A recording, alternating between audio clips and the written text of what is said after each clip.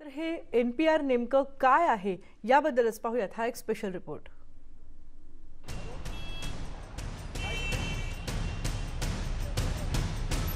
देशातील सामान्य रहिवाशांच्या नोंदणीचा दस्तऐवज तयार करण्यासाठी सरकारनं एनपीआरला मंजुरी दिली आहे। एनपीआर म्हणजे राष्ट्रीय लोकसंख्या नोंदणी। देशातील रहिवाशांची ओळख पटवण्यासाठी हा डेटाबेस तयार केला जातोय। सरकारी योजनांचा लाभ थेट लाभार्थींपर्यंत देण्यात यावा यासाठी हा बायोमेट्रिक डेटा तयार केला जातोय।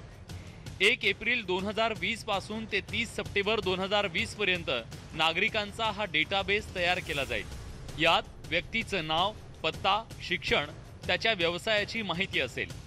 लोकांनी दिलेल्या माहितीच्या आधारेच एनपीआर तयार होईल। एनपीआर म्हणजे नागरिकत्वाचं प्रमाणपत्र नाही, हे महत्त्वाचं। जी व्यक्ती 6 महिन्यांपेक्षा जास्त काळ एका ठिकाणी वास्तव्य करतेय अशा व्यक्तीची एनपीआर मध्ये माहिती घेतली जाईल।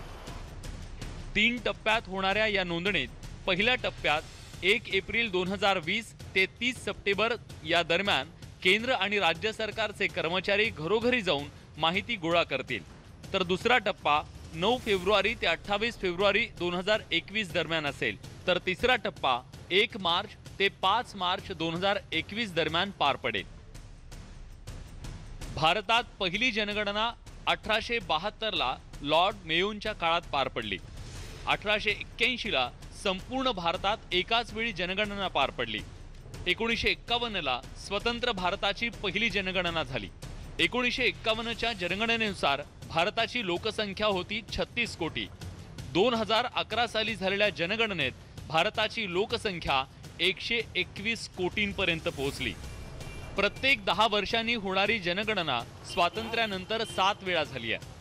2010 मध्ये झालेल्या जनगणनेच्या आकड्यांवरच सरकार सध्याच्या योजना आखतंय।